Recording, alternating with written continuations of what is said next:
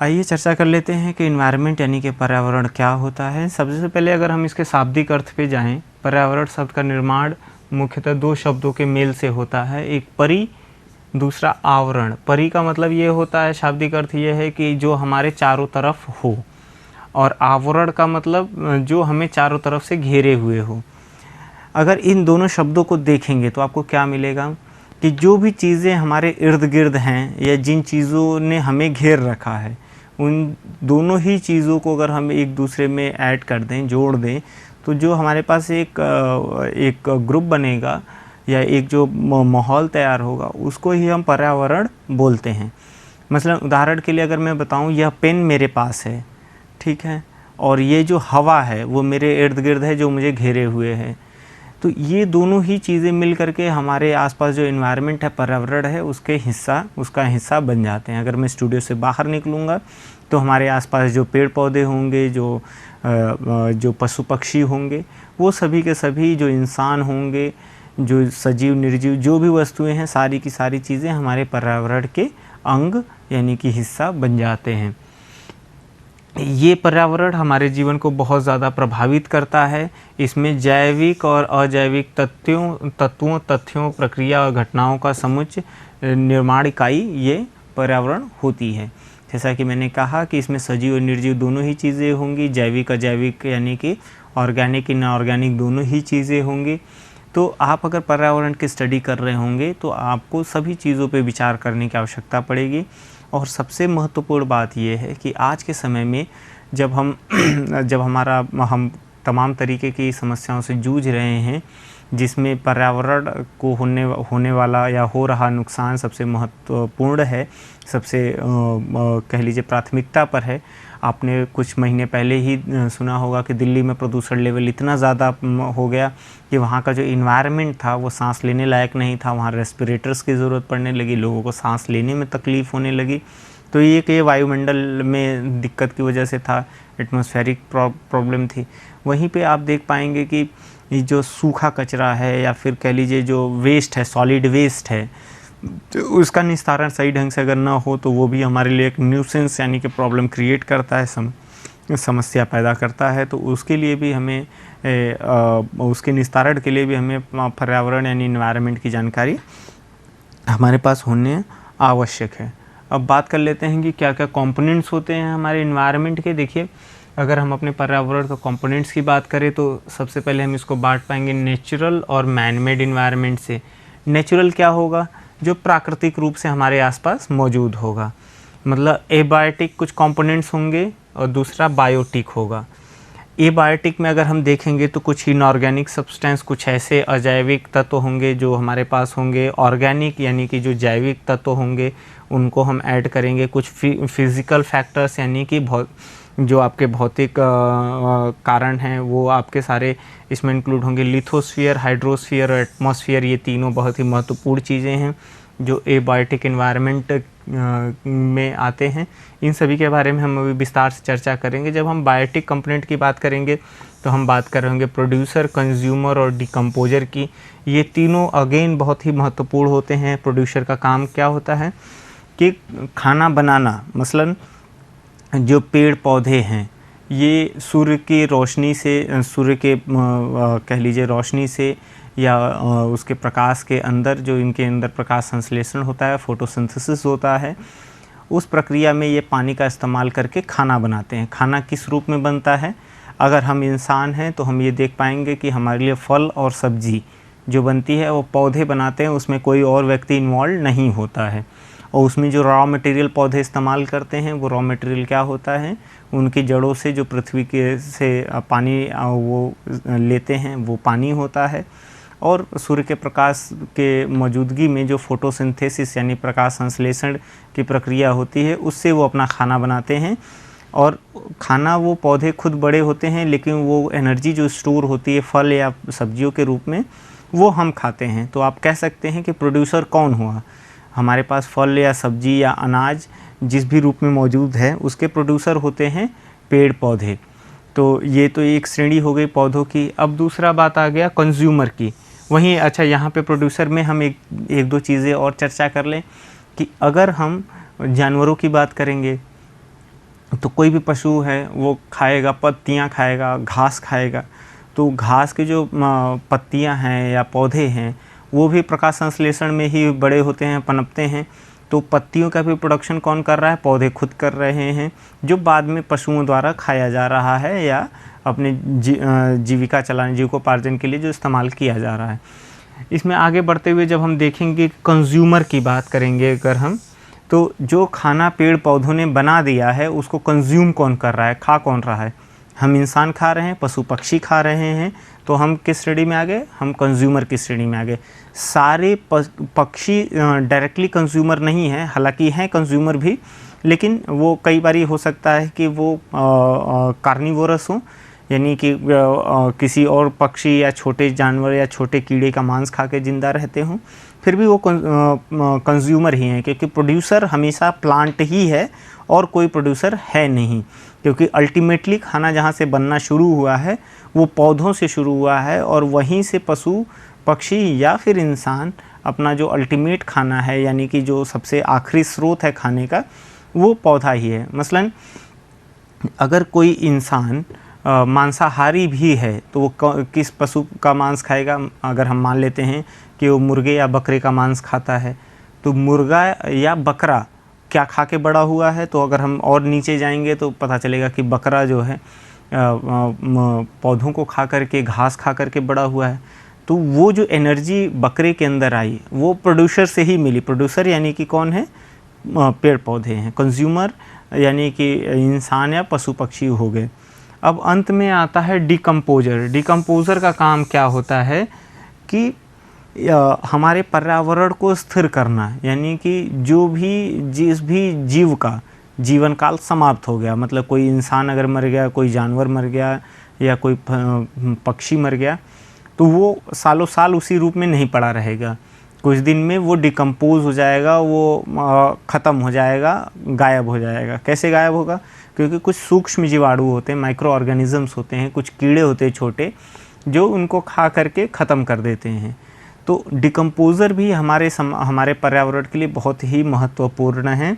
अगर मान लीजिए कोई जानवर मरा हुआ रोड के किनारे पड़ा हुआ है या कहीं पे भी किसी जंगल में पड़ा हुआ है, तो अनंत तक पड़ा नहीं रह सकता, वो कुछ ही महीनों में डिकम्पोज हो जाएगा, हमारी पृथ्वी से ख़त्म हो जाएगा। और ये ख़त्म करने की जिम्मेदारी किसकी हो जाती है? डिकम्पोज़र की।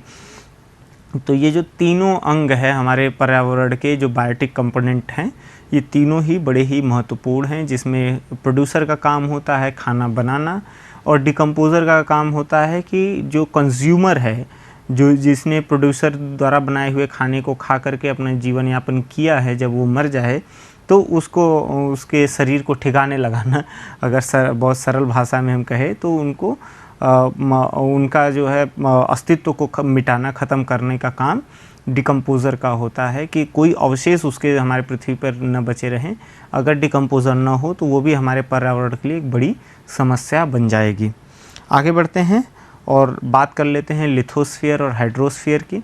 देखिए, लिथोस्फीयर यानी स्थलमंडल, इसका मतलब क्या होता है कि पृथ्वी की सबसे ऊपरी सतह को हम लिथोस्फीयर कहते हैं।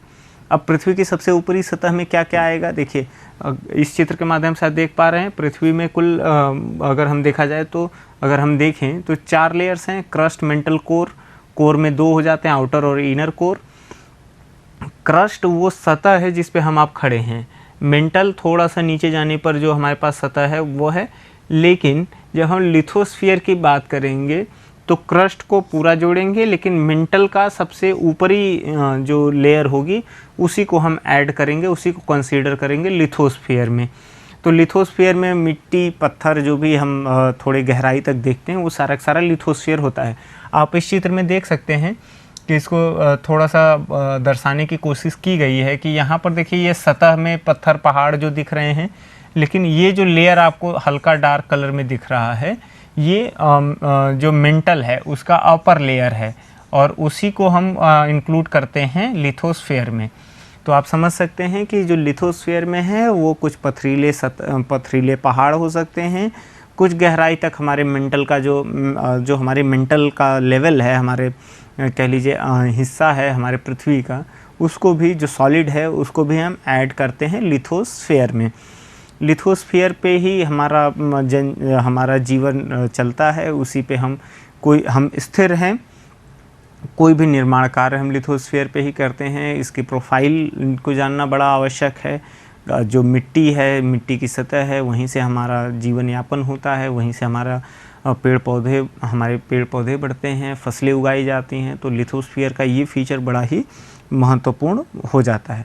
अगर हम हाइड्रोस्फीयर की बात करें, यानी कि जलमंडल की बात करें, तो पृथ्वी पर जितने जलीय स्रोत हैं उनको हाइड्रोस्फीयर में हम जोड़ते हैं, जिसमें महासागर, झील, नदियाँ या बाकी कोई जलाशय है, उन सबको हम हाइड्रोस्फीयर में यानी कि जलमंडल में जोड़ते हैं। यहाँ पे आप देख सकते हैं, यह एक कह लीजिए कि जो हमारी पृथ्वी है उसका एक सपाट चित्र आपको दिखाने की कोशिश की जा रही है। भारत यहाँ पर है, Indian ocean, Pacific, southern ocean और अटलांटिक, आर्कटिक, सारे जो जलाशय आपके जो जलीय स्रोत हैं वो दर्शाए गए हैं। इसके अलावा कई सारे ऐसे हमारे पास कह लीजिए झील है जो काफ़ी बड़ी है, नदियां हैं, कई सारी बड़ी नदियां हैं जिसमें ब्रह्मपुत्र और गंगा काफ़ी बड़ी नदियां हैं, सदानीरा नदियां हैं। तो ये सारी के सारे बड़े ही महत्वपूर्ण हो जाते हैं जब हम हाइड्रोस्फीयर की बात करते हैं। बात करते हैं एटमॉस्फेयर की, यानी कि वायुमंडल की। तो देखिए वायुमंडल में क्या होता है, पृथ्वी को घेरती हुई जितने भी स्थान में वायु रहती है उसको ही हम वायुमंडल में रखते हैं। अब गैसें हमारे पृथ्वी पर कौन कौन सी हैं? कुछ गैसें ऐसी होती हैं जो हमारे लिए बहुत महत्वपूर्ण है, जीवनदायिनी हैं, लेकिन कुछ गैसें ऐसी हैं जिनकी अधिकता हो जाए तो हमारा जनजीवन जो है प्रभावित होता है बहुत ज़्यादा। तो हमें ये समझ लेने की आवश्यकता है कि हमें किन गैसों के प्रोपोर्शन को, किन गैसों की मौजूदगी को तवज्जो ज़्यादा देने की ज़रूरत है। देखिए जो हमारे पर्यावरण में कह लीजिए जो वायुमंडल है उसमें जो सबसे ज़्यादा गैस है वो नाइट्रोजन गैस है, जिसका जो लगभग जो प्रतिशत है वो 78.03% है। नाइट्रोजन गैस हमारे कह लीजिए वायुमंडल में सबसे ज़्यादा है।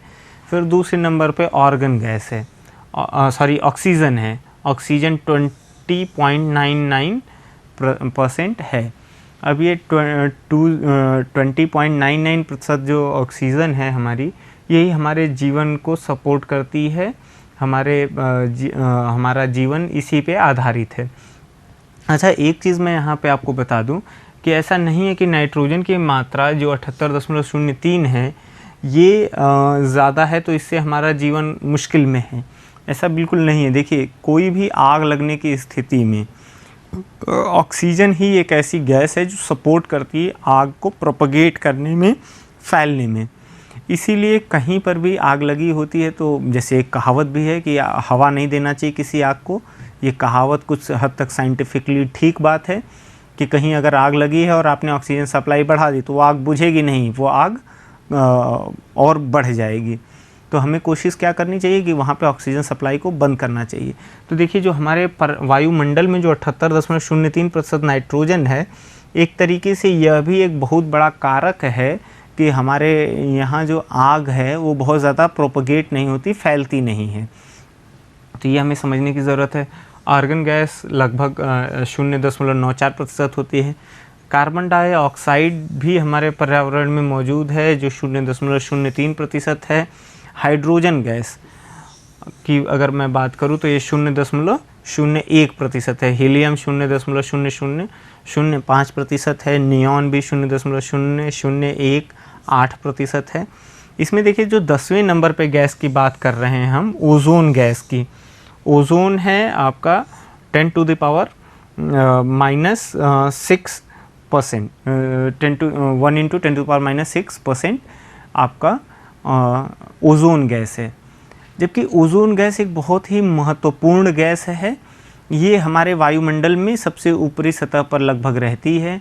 इसका जो मुख्य काम है वो हमें समझने की ज़रूरत है। देखिए ओजोन गैस एक लेयर बनाती है। ओजोन गैस का जो आपका कह लीजिए एटॉमिक स्ट्रक्चर है या फिर एटॉमिक स्ट्रक्चर, मॉलिक्यूलर स्ट्रक्चर है, वो O3 है। 3 ऑक्सीजन के मॉलिक्यूल मिल करके बनाते हैं ओजोन गैस। ये हमारे वायुमंडल के जब ऊपरी सतह पर अबंडेंट मात्रा में या इसकी लेयर जो है मजबूत होती है, प्रॉपर होती है, तो वहाँ पर हमें एक फ़ायदा ये होता है कि जो सूर्य की किरणों में अल्ट्रा वायलेट रेज़ होती हैं उनको ये ब्लॉक करता है, रोकता है, जिससे क्या होता है कि तमाम तरीके की प्रॉब्लम, जिसमें एक स्किन की प्रॉब्लम है, वो उसको अवॉइड किया जा सकता है। तो ओज़ोन गैस भी हमारे लिए बहुत ही महत्वपूर्ण है। यद्यपि जो भी हमारे पर्यावरण में मौजूद गैसेज़ हैं वो महत्वपूर्ण हैं, लेकिन मानव की वजह से, हमारे क्रियाकलापों की वजह से इन गैसों का जो प्रोपोर्शन है वो बढ़ रहा है। हम हाइड्रोकार्बन्स का इस्तेमाल कर रहे हैं, हम कुछ ऐसे फ्यूल का इस्तेमाल कर रहे हैं जहाँ से कार्बन डाइऑक्साइड या कार्बन मोनोऑक्साइड का उत्सर्जन बढ़ गया है। कार्बन डाइऑक्साइड का अगर प्रतिशत बढ़ेगा तो ऑक्सीजन या बाकी गैसेस का प्रतिशत कम होगा, जो इंसानी जीवन के लिए बिल्कुल भी ठीक बात नहीं है। तो आज के समय में जब हम ये पाठ पढ़ रहे हैं तो ये तो हमारे टेक्निकल एफिशिएंसी के लिए ठीक बात है कि हम कुछ सीख रहे हैं, लेकिन जो सबसे महत्वपूर्ण बात हमें सीखने की आवश्यकता है, जो हमारे व्यवहारिक जीवन में सबसे महत्वपूर्ण है, वो इस तरह है कि अगर हमें अपने और अपने आने वाली पीढ़ियों के लिए एक अच्छा माहौल रहने के लिए, जीवन यापन करने के लिए बनाए रखना है, तो हमें कार्बन डाइऑक्साइड या कार्बन के उत्सर्जन पे ध्यान देना चाहिए। इसका कम से कम उत्सर्जन हो, इस पे हमें विचार करने की आवश्यकता है। तमाम सरकारें, तमाम महाद्वीपों में इसकी चर्चा होती है। कुछ बदलाव किए गए हैं, कुछ बदलाव होना बाकी है। तो अभी हम आगे चर्चा करेंगे कि हमारी सोशल रिस्पॉन्सिबिलिटीज़ क्या हैं, तो उस पर भी हम बात कर लेंगे। अब वायुमंडल की अगर हम संरचना के बारे में बात करें तो कुछ अलग अलग लेयर्स हैं जिनके बारे में मैं बात कर लूँ। देखिए, यहाँ पर अगर मैं शुरू करूँगा नीचे से, कि जो हमारी पृथ्वी की सतह है, ये पृथ्वी की सतह है, इसके 0 से 18 किलोमीटर तक जो लेयर होती है उसको ट्रोपोस्फियर कहते हैं। ट्रोपोस्फियर में ही हमारे हवाई जहाज़ उड़ते हैं, छोटे जेट फाइटर प्लेन वगैरह उड़ते हैं, या फिर कह लीजिए कि जो हेलीकॉप्टर्स वगैरह हैं वो ट्रोपोस्फियर में ही उड़ते हैं, यानी कि पृथ्वी की सतह से 18 किलोमीटर ऊपर तक ही। स्ट्रेटोस्फियर की अगर मैं बात करूं तो 18 से 50 किलोमीटर तक होते हैं, मतलब पृथ्वी की सतह से 18 किलोमीटर से 50 किलोमीटर तक की जो लेयर होती है उसको हम स्ट्रेटोस्फियर कहते हैं। उससे ऊपर मेसोस्फियर कहते हैं। मेसोस्फियर के ऊपर थर्मोस्फियर आता है जो 85 से 500 किलोमीटर ऊंचा होता है। और सबसे आखिरी में जो हमारे पास एक्सोस्फियर है उसके ऊपर आयोनोस्फियर है, हम उस पर चर्चा नहीं करेंगे। एक्सोस्फियर 500 से 1600 किलोमीटर तक का होता है, और आपकी जो सैटेलाइट्स हैं वो अपने ऑर्बिट में फिक्स होती है। इसी एक्सोस्फियर में ही हमारी सैटेलाइट स्थित होती हैं, जो भी वो अपने ऑर्बिट में चक्कर काटती हैं और सूचना प्रसारण के क्षेत्र में बड़ा योगदान देती हैं अपना। तो ये सैटेलाइट्स कहाँ स्थित होती हैं, वो एक्सोस्फियर में होती है। इसके ऊपर आयोनोस्फियर होता है, उस पर चर्चा करने की बहुत ज़्यादा आवश्यकता नहीं है। अब एक बहुत बड़ी समस्या जो हमारे आसपास है, हमारे आपके बीच है, उस पर बात कर लेते हैं। डिप्लीशन ऑफ ओजोन लेयर, यानी कि अभी जो मैं चर्चा कर रहा था कि ओजोन गैस जो 1 × 10⁻⁻⁶% है हमारे एटमॉस्फेयर में, हमारे पर्यावरण में, उसके वजह से जो लेयर बनी हुई है, ओजोन लेयर बनी हुई है, उसमें जो छिद्र हो रहे हैं या फिर उसकी लेयर जो थिन हो रही है, पतली हो रही है, उसकी वजह से कुछ दिक्कतें हैं जिनको हमें दूर करने की आवश्यकता है। ओजोन लेयर पे सबसे ज़्यादा फ़र्क डालता है क्लोरोफ्लोरोकार्बन, यानी कि CFCs। ये क्या करता है, ये अगर यहाँ ओजोन के कांटेक्ट में आता है तो ये O3 यानी कि ओजोन से रिएक्शन करके कोई और कंपाउंड बना लेता है, जिससे कि ओजोन लेयर का जो थिकनेस है वो कम हो जाता है, जिसकी वजह से कुछ प्रॉब्लम होने लगती है। Excess of nitric oxide NO जो है वो भी दिक्कत करेगा। कुछ रेडिएशंस हमारे न्यूक्लियर सेंटर से आते हैं, उसके वजह से भी दिक्कतें हैं। एटॉमिक बॉम्ब की वजह से जो गैसेस रिलीज़ होती हैं वो भी हमारे ओजोन लेयर को प्रभावित कर रही हैं। क्लोरीन गैस जो वोल्केनो यानी कि ज्वालामुखी से निकलती है बड़ी मात्रा में, उसकी वजह से भी हमारे ओजोन लेयर की जो थिकनेस है वो कम हो रही है, पतली हो रही है। कुछ पोलर साइक्लोन्स है जिनकी वजह से दिक्कतें होती है। अब इस चित्र पे अगर मैं बात करूं तो आप देख पाएंगे कि यहाँ पर ये जो लेयर है, ये जो परत है, यही ओजोन लेयर है। अब आप देखिए, जब सूर्य की किरणें आती हैं जिसमें कुछ सोलर रेडिएशंस यानी कि विकिरण जो आती है, इसमें कुछ अल्ट्रावायलेट रेज़ होती हैं। अल्ट्रावायलेट रेज़ जो जिन्हें यूवी रेज़ भी कहा जाता है, ये हमारे स्किन के लिए, हमारे कह लीजिए जीवन के लिए बड़े ही नुकसानदेह हैं। इनसे कई तरीके की समस्याएं होती हैं, जिसमें स्किन कैंसर एक बहुत ही गंभीर बीमारी है। इन्हें पृथ्वी पर, इन अल्ट्रावायलेट रेज़ को पृथ्वी पर, यानी कि हमारी पृथ्वी की सतह यहाँ पर है, तो इसकी सतह पर पहुँचने से पहले ये ओजोन लेयर से टकराती हैं। तो ओजोन लेयर क्या करती है कि बाकी किरणों को तो अंदर आने देती है, बट जो यूवी रेज़ है, अल्ट्रावायलेट रेज़ हैं, जिनकी वेवलेंथ ज़्यादा होती है जिनकी वेवलेंथ कम होती है, उनको ये रोकती है वहाँ पर, और ये हमारे पृथ्वी की सतह पर नहीं आते हैं। तो इससे हमें फ़ायदा ये होता है कि इंसानी जीवन पे इन अल्ट्रावायलेट रेज़ का प्रभाव कम से कम पड़ता है। लेकिन है क्या कि जो हमारे रोज़मर्रा का कामकाज है, फैक्ट्री इंडस्ट्री से निकलने वाली गैसेस हैं, जिसमें CFCs है या NO है, नाइट्रिक ऑक्साइड्स है, ये सब जब ऊपर हमारे सतह से रिलीज़ होकर के जाते हैं, तो यहाँ पर पहुँचने के बाद ये ओजोन से रिएक्ट करते हैं, ट्रोपोस्फियर में जाते हैं और ये रिएक्ट करते हैं। जब ये रिएक्ट करते हैं तो इस लेयर को पतला कर देते हैं। अब देखिए, ओजोन लेयर की जो स्थिति है वो कहाँ है? वो ट्रोपोस्फियर स्ट्रेटोस्फियर के बीच में है। ओजोन लेयर जो स्थित है वो ट्रोपोस्फियर और स्ट्रेटोस्फियर के बीच में स्थित है। तो हमें यह ध्यान देने की ज़रूरत है कि हमारे आसपास से हमारे जो जीवनचर्या है उससे क्लोरोफ्लोरोकार्बन्स का उत्सर्जन कम से कम हो, इस पे हमें विशेष ध्यान देने की ज़रूरत है, आवश्यकता है। बात कर लेते हैं ग्रीन हाउस इफ़ेक्ट का। ग्रीन हाउस इफ़ेक्ट में क्या होता है? देखिए, ये भी एक बहुत ही प्रॉब्लम या एक बहुत बड़ी समस्या है हमारे हमारे इस वक्त में। इसकी वजह से ही जो बड़े बड़े हिमखंड हैं, जो ग्लेशियर्स हैं, वो पिघल रहे हैं, क्योंकि पृथ्वी का जो कुल तापमान, औसत तापमान है, उसमें वृद्धि हो रही है, और इस वृद्धि की वजह से हिमखंड, जो बड़े ग्लेशियर्स हैं, वो पिघल रहे हैं। तो इसकी वजह से हमारे पर्यावरण पर काफ़ी ख़राब प्रभाव पड़ रहा है। जलस्तर समुद्र का भी बढ़ सकता है, जिसकी वजह से बहुत सारी ज़मीन डूब सकती है। अलग अलग तरीके के प्रॉब्लम, यानी कि कह सकते हैं सुनामी जैसी भी स्थिति के चांसेस बनते हैं। अब देखिए, ये होता कैसे है?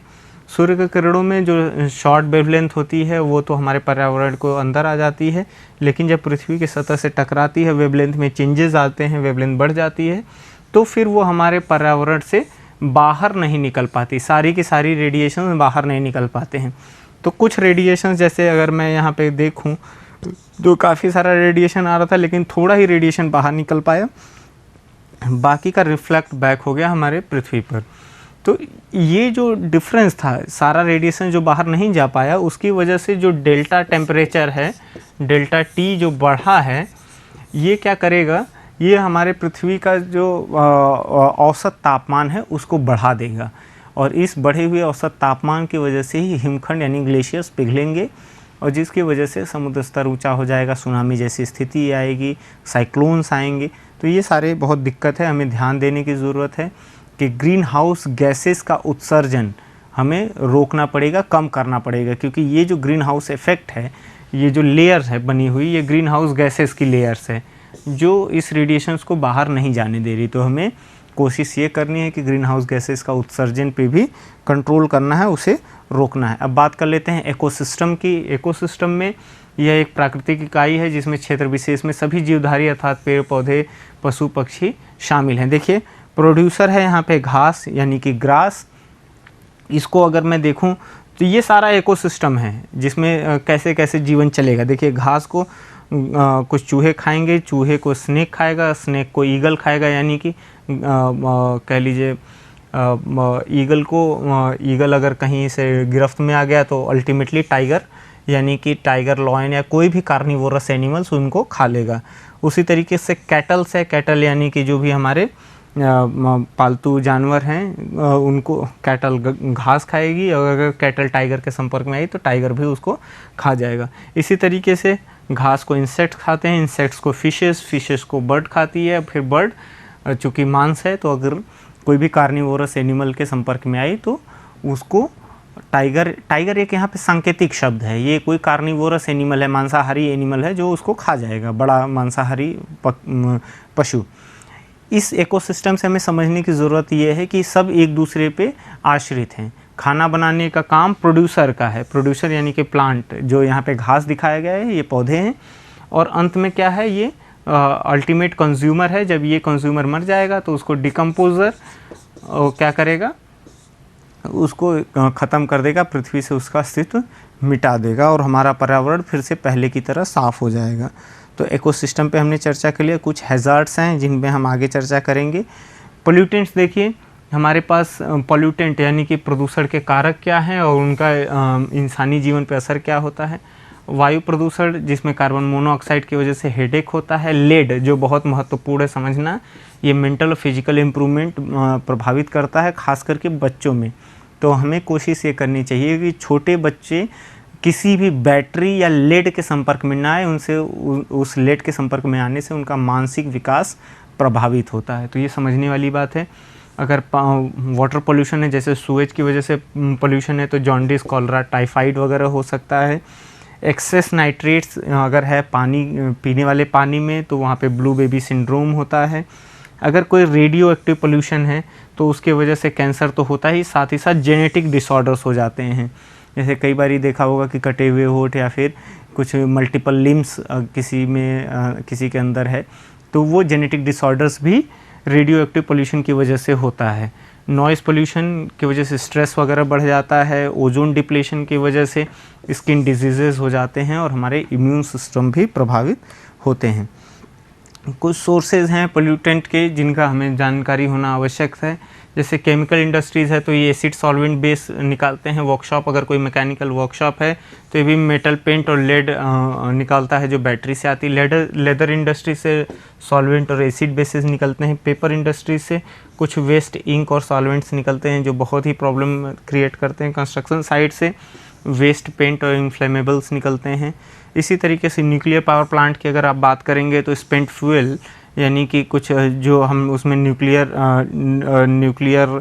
सोर्सेस का इस्तेमाल करके ऊर्जा का इस्तेमाल कर रहे हैं, उससे जो हमारे पास कह लीजिए रेजिड्यूज़ बचते हैं उनका निस्तारण ज़रूरी है। कुछ रेडियो एक्टिव वेस्ट होते हैं, ऐसी चीज़ें जो उसके संपर्क में आ गई हों रेडियो एक्टिव मटेरियल के, वो हमारा होते हैं रेडियो एक्टिव वेस्ट, उनका निस्तारण बहुत ही ज़रूरी है। कुछ सोशल रेस्पॉन्सिबिलिटीज़ हैं जिनका हमें ध्यान देने की आवश्यकता है। सबसे पहले पानी का कम से कम इस्तेमाल करें, सटीकता से, बुद्धिमानी से इस्तेमाल करें। कोशिश करें कि आप बायोगैस और सोलर कुकर का इस्तेमाल करें बजाय एलपीजी या कोई भी क्रूड ऑयल को इस्तेमाल किए हुए। पौधों या पेड़ों की कटाई पे रोक लगनी चाहिए। इंसेक्टिसाइड्स और केमिकल फर्टिलाइजर्स वगैरह इस्तेमाल नहीं होने चाहिए क्योंकि ये मृदा को भी प्रदूषित करते हैं। नॉइज़ पोल्यूशन रोकने का काम बड़ा आसान है। टीवी और रेडियो को हल्के वॉल्यूम पे चलाएं। कम से कम अपने व्हीकल का इस्तेमाल करें। डोमेस्टिक वेस्ट को अपने इर्द गिर्द न फेंकें। कपड़े का बैग इस्तेमाल करें।